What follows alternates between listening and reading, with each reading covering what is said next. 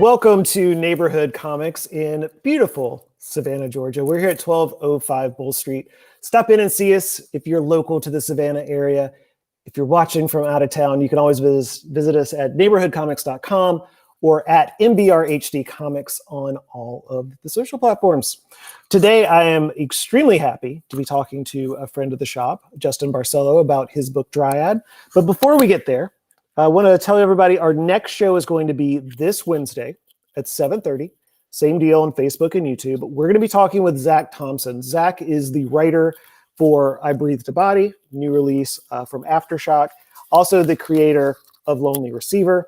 Two big books that have done really well in the shop recently. So I'm super excited to be talking to Zach coming up about his books.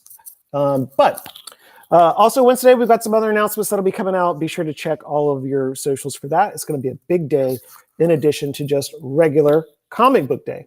So without further ado, one of my favorites, Justin Barcelo, is here. Hi, Justin. 3, 2, 1. There he is. Hi, geeks and gamers. What's up? DC, I should just let you do this. You've got a tagline. You're coming in hot. I love all this. Yes. I was prepared. I sat here waiting for hours sitting in this waiting screen, just being like, all right, I gotta come with a tagline, seem approachable. How can I do this? I want to seem approachable. That is like the least appropriate thing for you to say as one of the 90 people that I feel like has come in and been a part of our community at the shop. You are hilarious. And I try. Well, when I call you one of my favorites, I hope you know that I don't tell everybody that. So I appreciate that. You guys are my favorite comic book shop, though. They're so wonderful. Yeah. We are here today not only to talk about how awesome you are at our mutual love fest, but we're here to talk about Dryad. Dryad is your ongoing monthly series with Oni Press. The graphic novel of the first story arc hit shelves last week. You were kind enough to stop by the shop. We've got signed copies. Look how pretty that is, that gold marker there. Yeah. And so on our website, if you are picking up a copy of Dryad, the graphic novel, it's coming signed. So even if it doesn't say that it's signed, it's signed. So be sure to pick one of those up if you're interested in doing so. There is a link to take you right there down in the comments. Aren't we professional? Did you see that? I know. I was like, ooh. Like, see, now you have the tagline. You have it all set up. It's like you're on the Today Show. You just didn't know that that's what it was going to be. Just really high production value.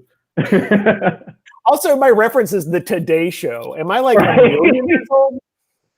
Oh my God. No, let's try to take it back. The Daily Show. What was it? Late Show? What was that? Like, I'm trying to think of like an old nighttime show.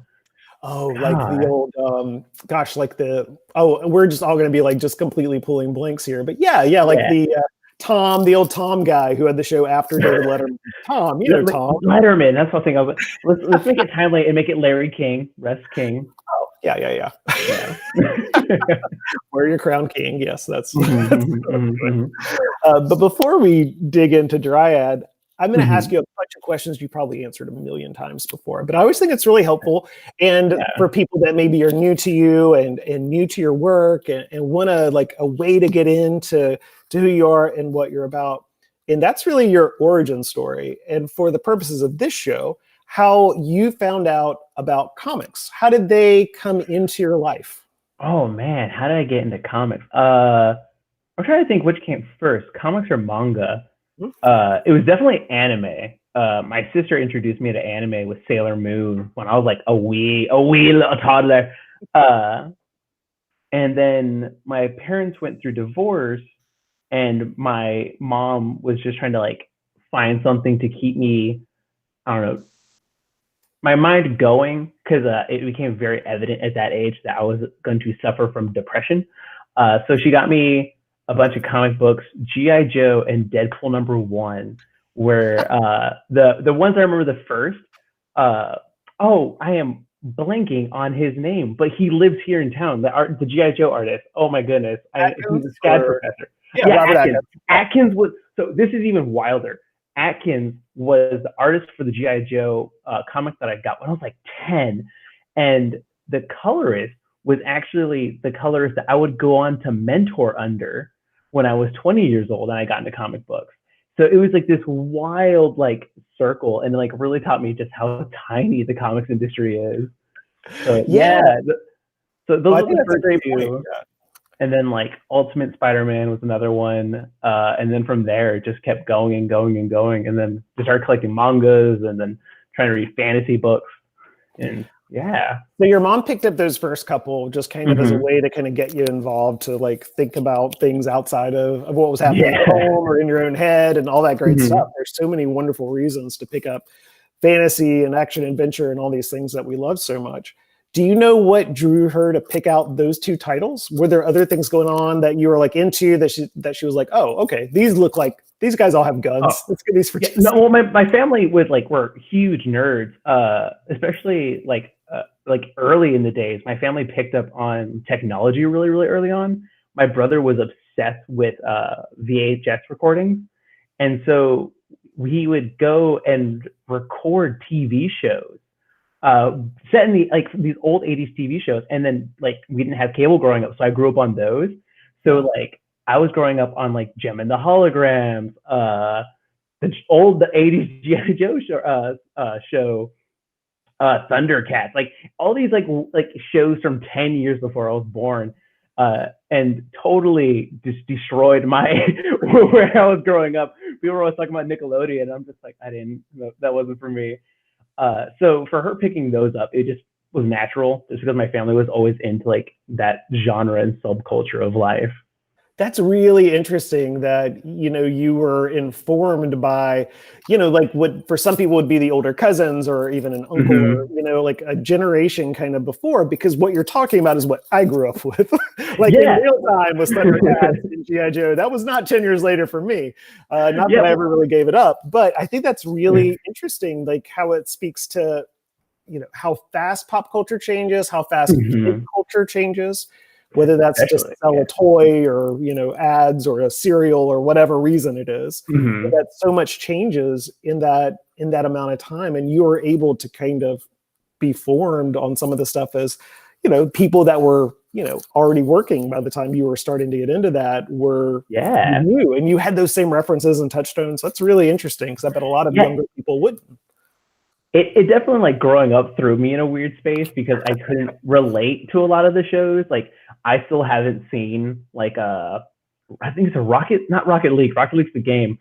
Rocket something, like, I don't know. I haven't seen like any Nickelodeon show. Like, I've watched like maybe 5 episodes of SpongeBob, but man, I watched all of the old Scooby Doo because like my brother and my sister are 10 and 15 years older than me. So it really is just a huge generational gap. And so it like that's just where I raised up on that. Like, I didn't realize it until I started working on Dryad. Really, we're wrapping up the second arc, and there you can start seeing a lot of the references to like old anime, because like I started like looking into like old 80s Gundam, like Dominion Tank Police, like these old like 80s shows, and being like, oh, I like this stuff, and how come I'm not drawing it? So I was just like, oh, might as well put it in the comic book. And so like it's gone from like fantasy into this weird like anime zone that I'm definitely like enjoying. That's really so like you picked up a couple of comics. Did you have like an early experience with a comic book store? Did you grow up at a place that had one? Like, once you realized that you could get comic books, how did you try to go about continuing that? I could not tell you that a comic book store was real until I was like 21. I was an adult. I was a grown adult before I was just like, no, it was actually, it would have been like maybe late 20s, maybe just before 20. Because there was one comic book store, or it was a small franchise that sadly went under, called Atomic Comics in Arizona. And they were surviving mostly on toy sales. Like, they were kind of just like, essentially like a Hot Topic a little bit. They just sold comic book stuff, comic books there too. And growing up, when I was reading the comics, they would just show up. Like, I just had no idea. Wow. Comics were even thing, and I had no idea I could even become a comic book artist. Didn't like try to draw superheroes. Didn't try to draw anyone, because I was like, they're gods. Titans Among Men. No one could ever possibly make a comic book. Now I'm here. And so like, well, what was that switch? What was it that went off? You know, you had seen these things, obviously at a certain age when you're a kid, you realize, oh, well, these don't just fall out of the sky. Somebody makes these. You know, somebody comes up with these ideas, somebody draws it, even down to the fact that, you know, somebody delivers it to the whole chain of how like product delivery works, right? At what point did you think, oh, that's something I could do and maybe I actually want to do it? It actually took me being offered a job in comics that got me to do it. So what was before? Yeah, what was before originally, I went to school for fine art. I was just like, hey, I'm going to do paintings and like, I'm going to do like point of reference, like James Jean. Like I was really obsessed with his work and I knew he did stuff with Fables. But like for me, the way everyone talked about it, because I think Fables was over by the time I had heard about him, that it was like this really old thing, like just maybe like a decade or so before. And I was just like, oh, okay, well that's dead. Like can't really get into comic books. And then I went to community college because Arizona has like this program, go to community college and then you can go to state school. And that's what I was going to do. And I'm studying fine painting there. And I saw that there was a digital art class for comics. And I was just like, well, I gotta learn Photoshop. Like probably going to be, the future is going to be in digital art. I should probably learn that.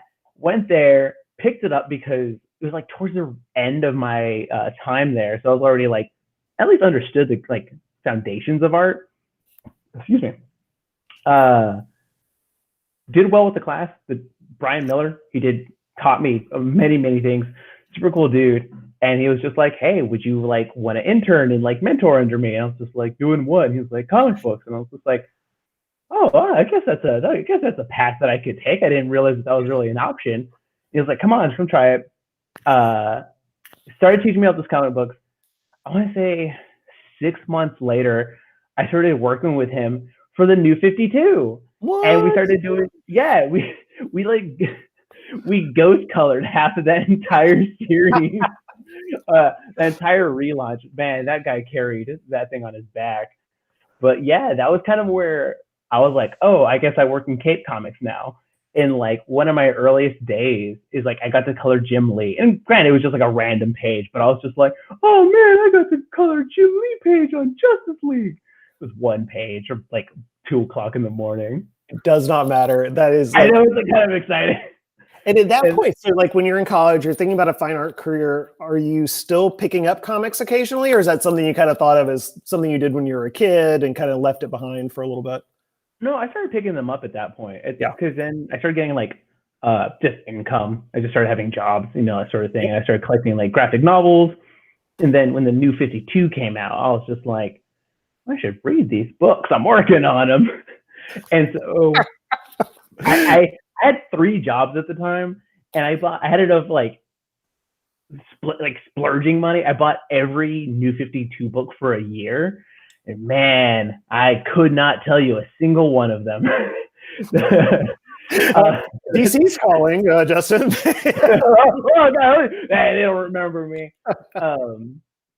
But yeah, that's when I started going into it, and then I did that for 7 years or so, because I think I did that for a handful of years before I was like, all right, I gotta like get good at art, because I enjoyed coloring and I still use it till this day. But I was like, I want to draw it, I want to do it. So like, I went to art school, found my friend Meredith McLaren, and I was just like, who's a fantastic comic book artist now. And I was just like, where did you go to school? Where did you learn to draw? And she was like, I went to SCAD. And I was like, I'm gonna go to SCAD. Went to SCAD. And I somehow haven't left Savannah yet. Well, I think we're all better for that. I'm super glad. I enjoy it.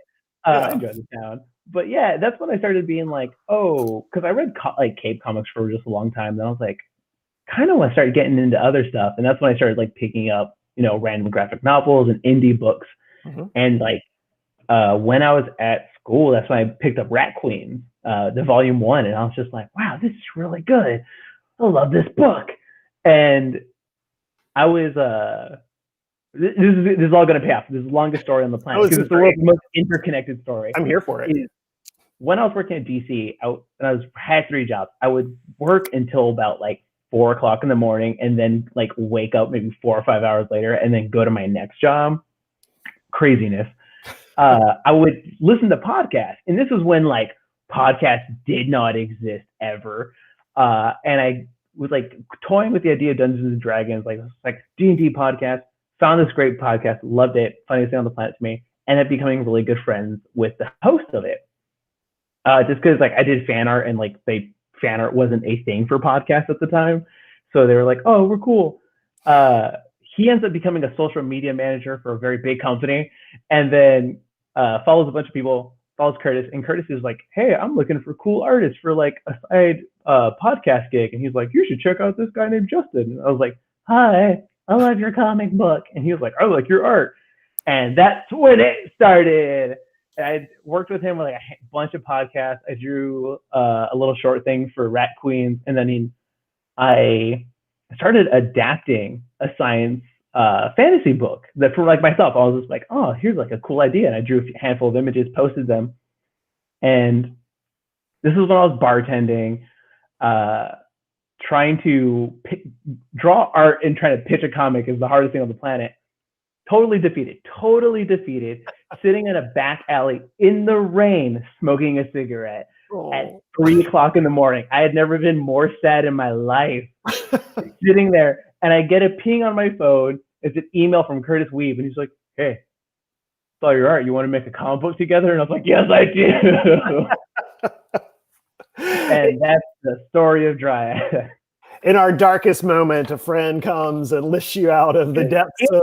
So bonkers. It was so cliche that I feel silly telling that story because of how perfect it was. No. I mean, sometimes things just do come together. But the one thing that I'm hearing that's in common with your story, with the other creators I've been talking to, is really about how small this community of creators can be. And it really is about knowing people. It really is about putting yourself out there, whether it's doing something like the fan art, which I know has been a way in for lots of people, especially in the social media age, to make it so surfaceable for companies and other creators to find. But really, like, just kind of taking those chances, like, I'll sign up for that. I'll see what that class is about. I'll, whatever.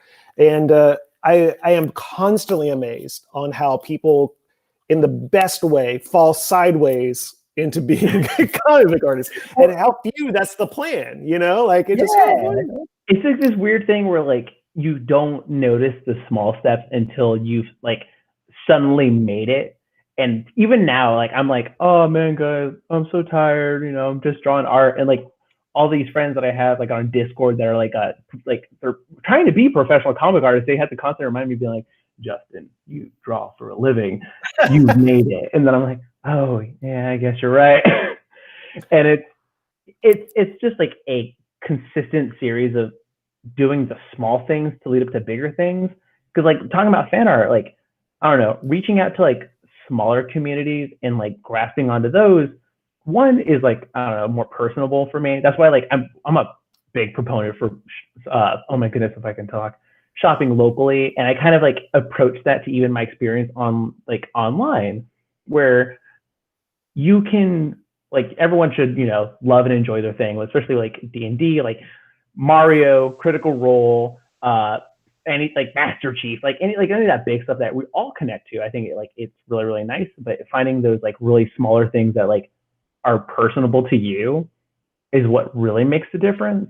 And I kind of learned that working as a bartender, because it was just like me having the same like small interactions with like the same people every day, that I was like, oh man, like these people care about me, I care about them. It's like this constant like stacking of like, I don't know, that's like community. Like I'm a big fan of community and like getting it all together, because I can't think of a more apt like reason than this whole quarantine that like really showed that like coming together is a more important thing. So. It is really, really hard for people who didn't know they depended on it.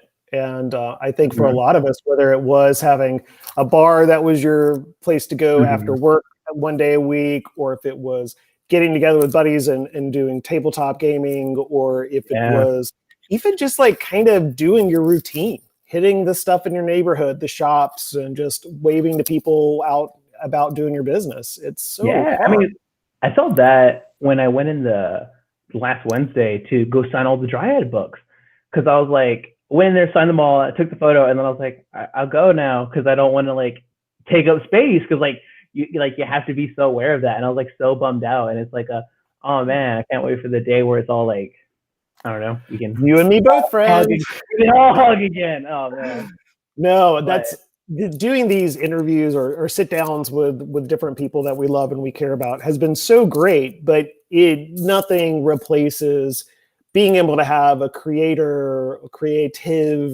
people who all love the same stuff in the same room, in the same space, whether that's 3 people or 30 people or 100 people. We can't hold any more of that, even in the best of times. But, it just is an energy and excitement and enthusiasm. And man, oh man, I think we all could use a little bit more of that. yeah, I agree. I've seen artists and a lot of like independent creators now being like, you know what I miss? Conventions. So they never would have said that before. Never in a million years where we would have been like, I miss the smell. I miss the smell of all the nerds crammed into one hallway. But like, I miss getting sick. I got con crud. Oh god. So yeah, we'll see. I mean, I'm excited for that day because man, I miss a lot of my comic book friends that I just don't get to see anymore. Because like Savannah Town favorite Jarrett Williams, my best friend and lover, lives within spitting distance. I could throw a stick at him. Haven't seen him in a year, and it's like because it's the responsible thing, and it's like, oh. Well, we'll be talking to a Jarrett in a couple of weeks about his new Rick and Morty book, so you can watch him here with the rest of the world. I'm gonna yell at him. Good, do it. You've got the link now. Just hop in at any point in any of these. Get his bargain link every time. Just watch. But you talked about community, and one of the things that really struck me. So when Dryad #1 came out, you were so gracious to come in and do a signing day.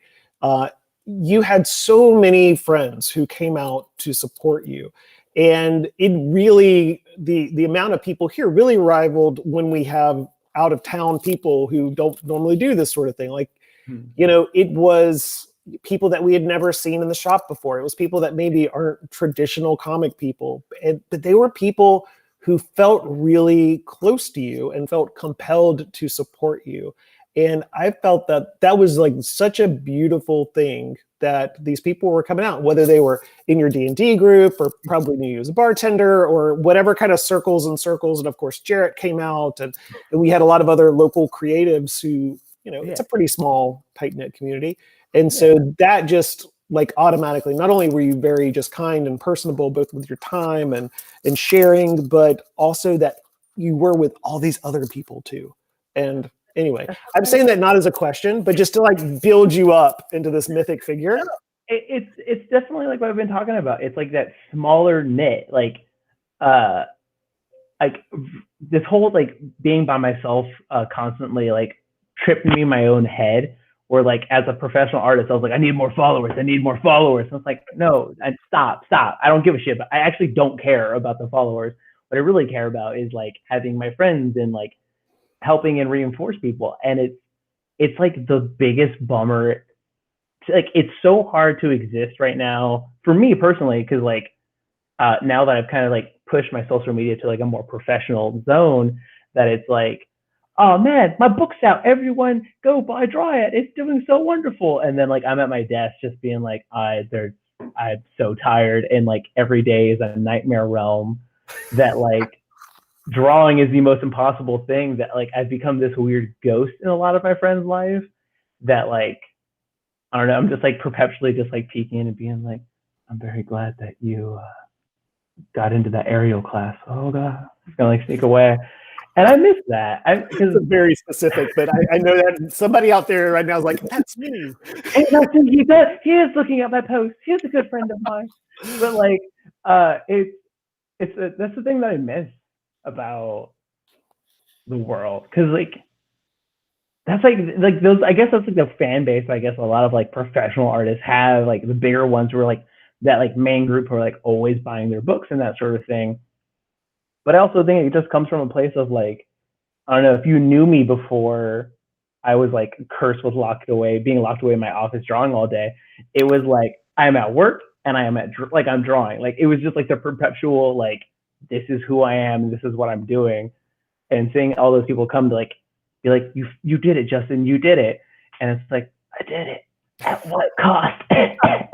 Well, that's one of the things I find extremely endearing about your social media feeds, especially on Twitter. So I'll plug these later too, but Twitter is Oh No Justin O, OHNO. Yeah. And Instagram is I Am Justin O, which for forever in my head I say Justino, and I'm like, that's not. No, that's actually ended up working out. Yeah, because so it used to be I Am Justin O because I used to go by Osterling.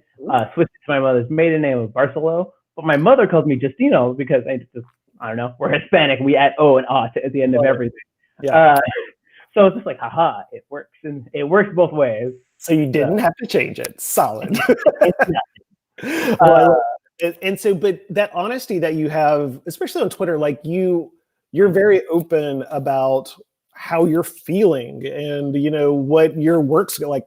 If you are buried, if you are slammed, or if you're having trouble with something, whereas there's a bravado and a lot of this stuff, and the old school kind of Jack Kirby, you just sit down and you draw it and you're done. I'm so over it. I'm so sad all the time.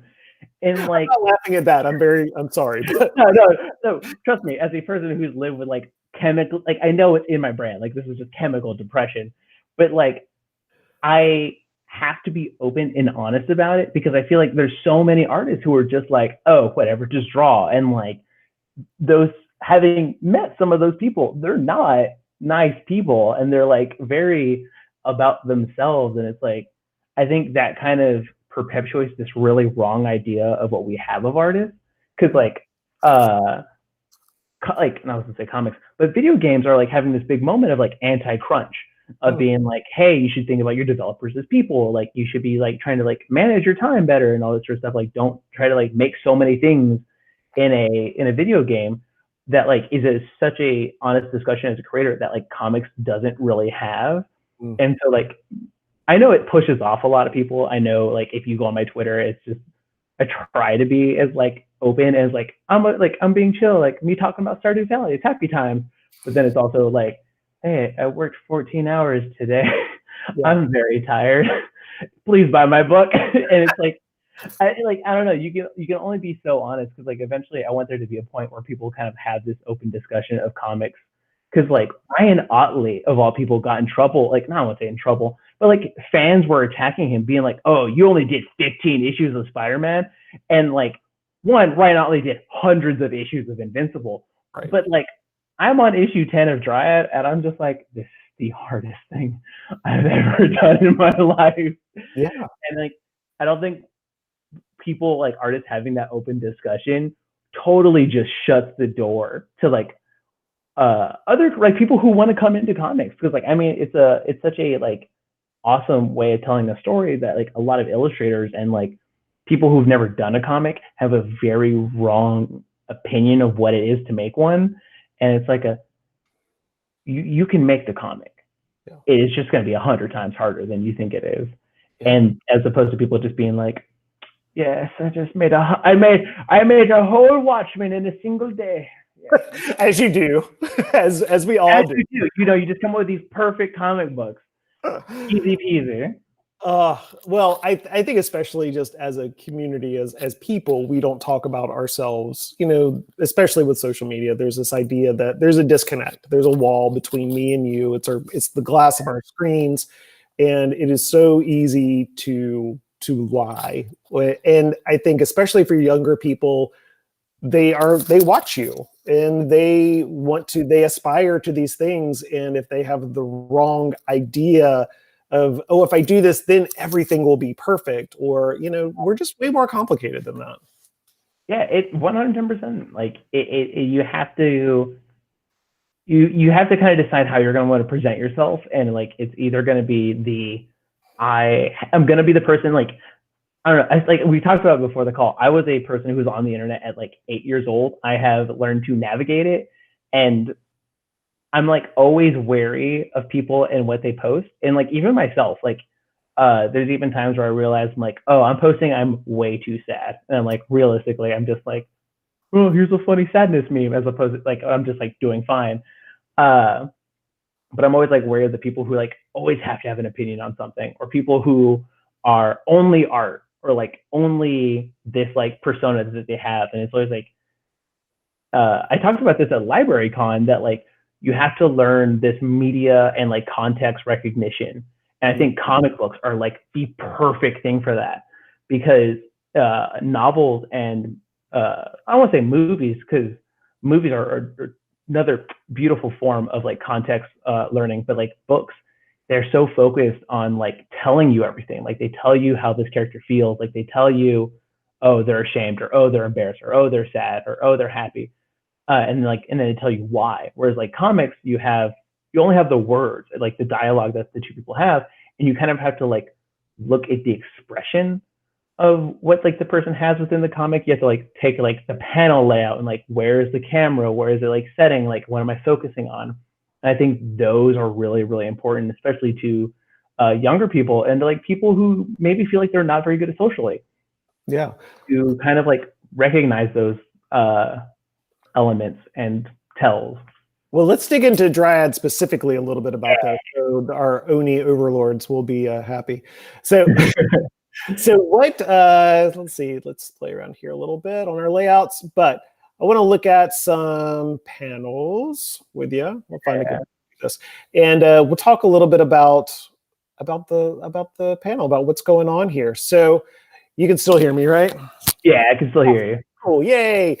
Technology. So, I pulled a couple of early panels because you talked a little bit about Dryad early on, about that the book takes a turn. Like it's a little bit of a bait and switch in terms of genre and plot and character. Only mildly. Yeah, so I don't want to spoil anything for people who haven't delved in yet. So I just pulled a couple of panels of pages. As the owner of the series, I give you permission to spoil it, because I feel like at this point, like, so this is the problem that we have with the bait and switch, is that the first two issues are like exceedingly generic fantasy for that reason. And like, I'm always nervous that whenever they show like those pages, I'm always just like, hey, trust me, it gets way cooler. Trust me. Hey, it that dude looks like Legolas for a reason, please. Happens. I don't know. Like, okay, so I purposely our pages out that really kind of give it away, not give it away, because there's so much that does go on to happen. And I talked to so many people who on a whole, like on an attaché case. That's it. That's exactly it. Anyway, I'm not going to hold this up.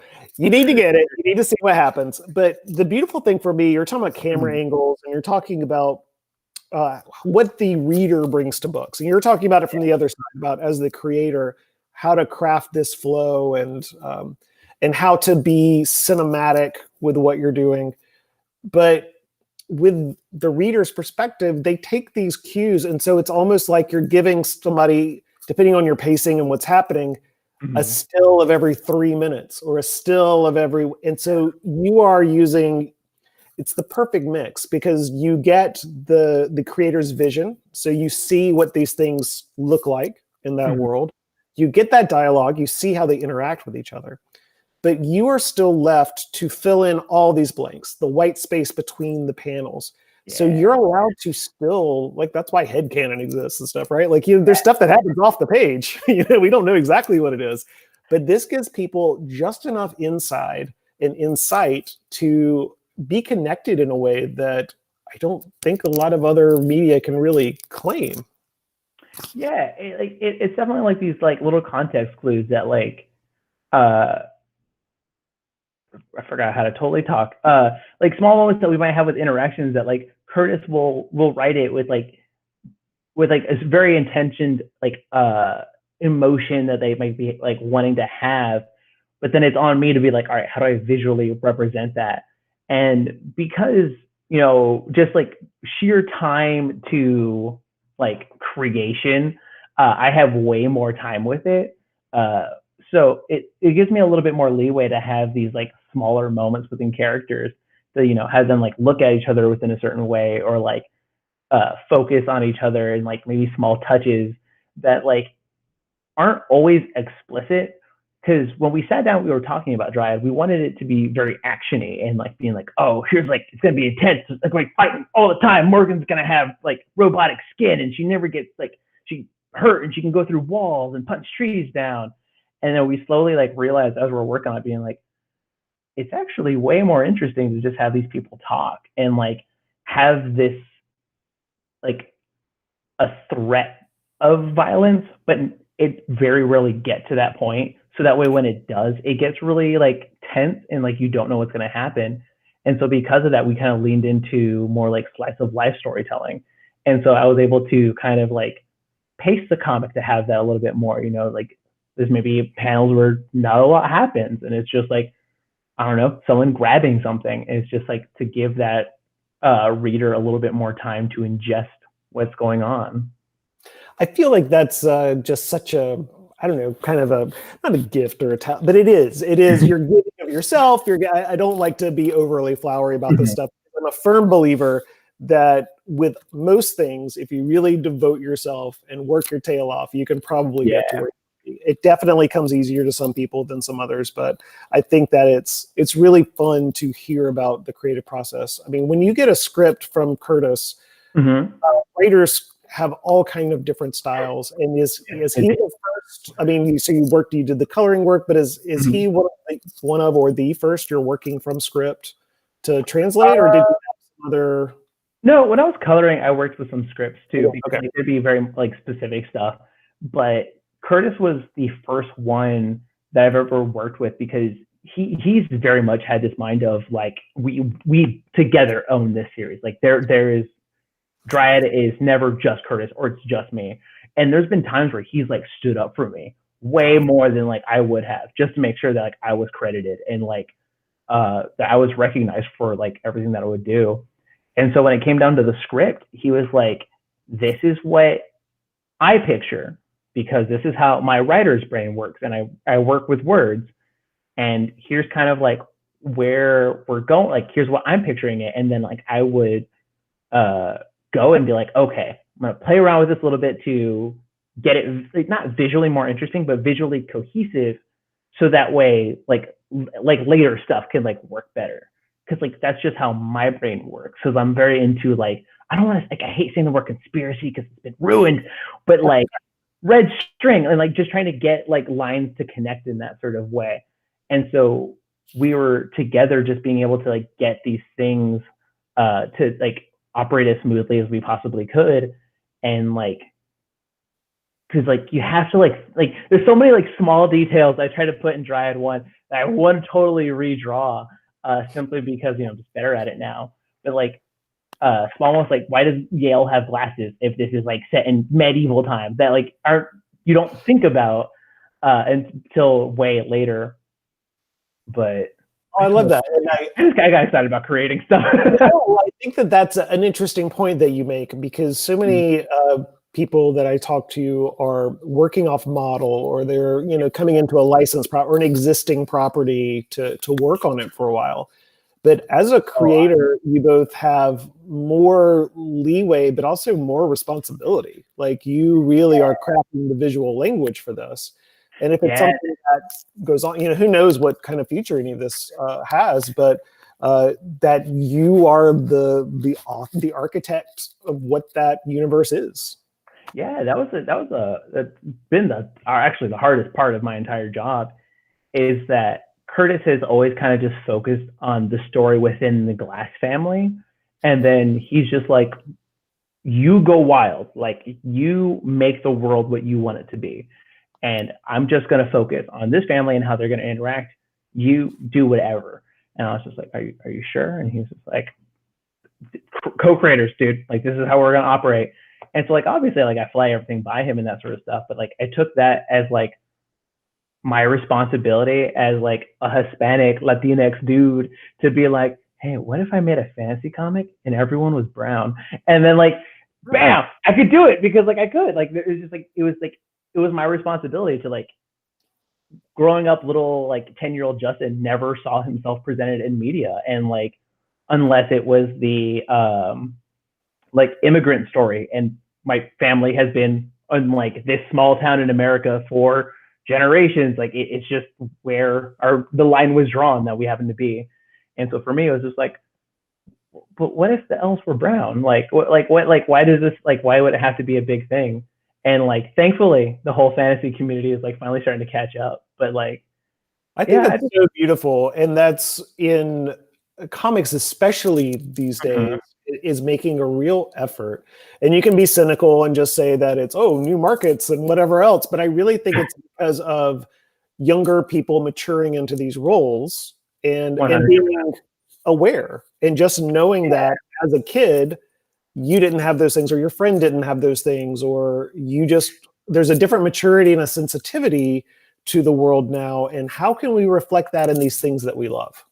Yeah, it's the reason why we have so many reboots, like in especially like the last 10 years, is because people who were fans of those things at like either as kids or like as teenagers, they grew up to grow into positions to then be the creators of those things. Like some of those people grew up to be directors and writers and executives, and then they were just like, hey, but what if we did make like a really good Transformers movie? Like, what if, like, yeah, I was talking about Bumblebee, all right?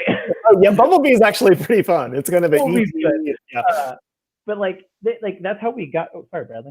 It was my cat. That didn't kick a person. Well, I mean, he's a person, not like a cute. Oh, I'm done. But like, you just got canceled 6 days to Sunday. Sorry, Tag. You're gone. Oh, your Twitter account's gone. Oh no. Oh God, I'm done. I'm deleted.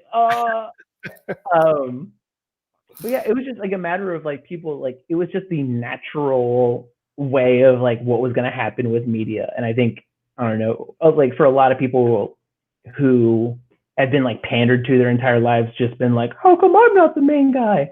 Or you have had these like I don't know, people of all ethnicities existing and like genders existing for like hundreds of years in America, and our family like, hey, I can be a superhero too. 100%. Peter Parker will always be Spider-Man, but if it's a strong archetype, anybody can be Spider-Man. Whether that's like the whole story for Spider-Verse was like Stan Lee's like last cameo being like anyone can be behind the mask, like it doesn't matter. And like I welled up. I was so like, oh yes, I can be Stan Lee. It's important, and not just kids need to hear that, adults need to hear that. Like we all just need to feel like we're appreciated for what we bring to the table, what we are naturally, and what we grow to be. So anyway, this is all touchy-feely. This is about Justin. Look, I write a comic book about emotions. I'm an emotional person. This is like all around. I recommend Dryad all the time to people who wouldn't necessarily consider themselves to be fans of high fantasy, and part of that's because of some of the tonal shifts in the book. I'm just dragging this out. This is like just getting longer and longer for people. Like I've talked about this. Oh, I talked about this with my editors before. Sorry, I'm trying to remember who I've talked to this about. We were talking about the idea of fantasy and like its role as like storytelling, and the problem with like fantasy as a like genre is that it shouldn't be a genre. It should just be a setting, because like everyone has copped and aped Tolkien, and it's like we've all seen like Big Bad Wizard, End of the World, like this sort of thing, when really like people just like elves and dwarves and like those like silly little archetypes. And so we were just like, well, what if we just did we just did a family story in the setting of like fantasy, and then we do the big twist, and like you expect it to be much more, and like eventually just being like, no, the twist is that it's still just people talking about their emotions and like having to comprehend like how they feel about that, and like having to like openly discuss that.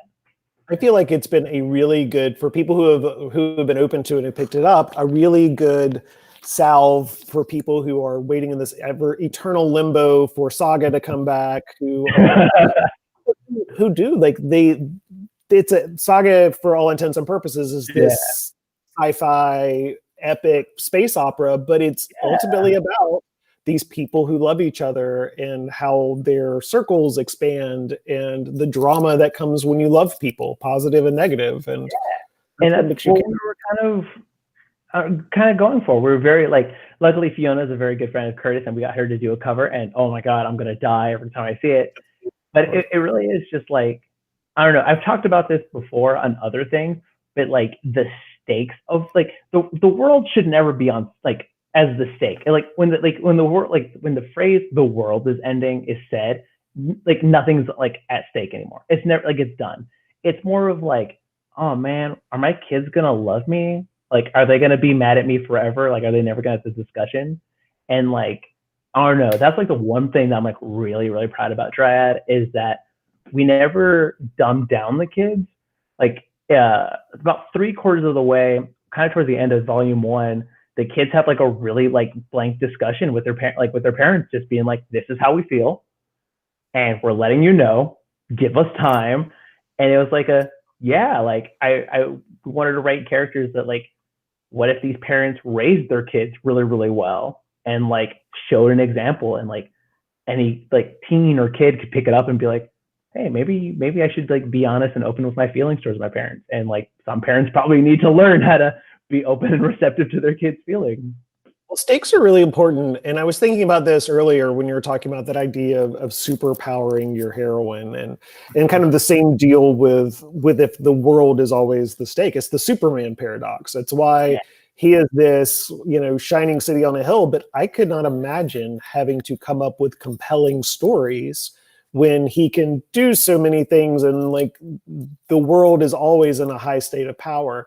I had this conversation with my partner that we were both just talking about being like, Superman should never have a monthly book. Like he should never again.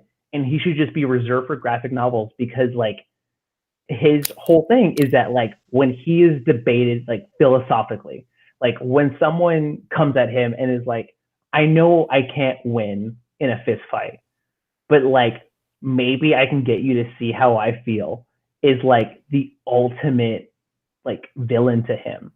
Because I don't know, I always enjoy when he's like self-doubting and kind of flawed, when he's just like, oh dang, am I wrong? Am I doing it bad? And I think that's what the story has to be, because it's a story of responsibility. You can technically help everybody, but do you, and how do you, and then what happens to everybody after you do that? Those are interesting. I love that idea that instead of a monthly Superman family, you have your regular street heroes or whatever. Yeah. But real bad when they call Superman. Otherwise, he's just on the farm in Kansas. He's just taking care of like his old man, hanging out. It's such a cool idea, but like sadly, just corporate comic books can't have that, because I mean, it's for like every amazing like story that's wanting to tell something and like teach you a lesson. Like we're also held like, we're not, luckily we're indie, we're gone rogue, we can do what we want. Having worked in corporate Cape Comics, that like you have to just have them there for just the propaganda, for the commercialism. It was like why Transformers, the TV show, never went anywhere. It was because like, hey, go buy our toys. But like, it's, I don't know, it opens the door later, I think, because like Transformers now as comics doing some great stuff, telling some interesting stories with robot cars. Trying to get in there and get your slide rule out and just do a whole lot of hard angles for the next. Yeah. I think that's like the cool part about comics, is that you do get that opportunity to tell like actual heartfelt stories. And granted, it's a lot of hard work to be able to get to the point where you can tell those stories, but it's certainly a lot easier than trying to make a TV show. How far out is Dryad plotted? Do you and Curtis talk about that? Do you have it kind of keeps you, or is it one arc at a time? I'll never tell our dark secrets.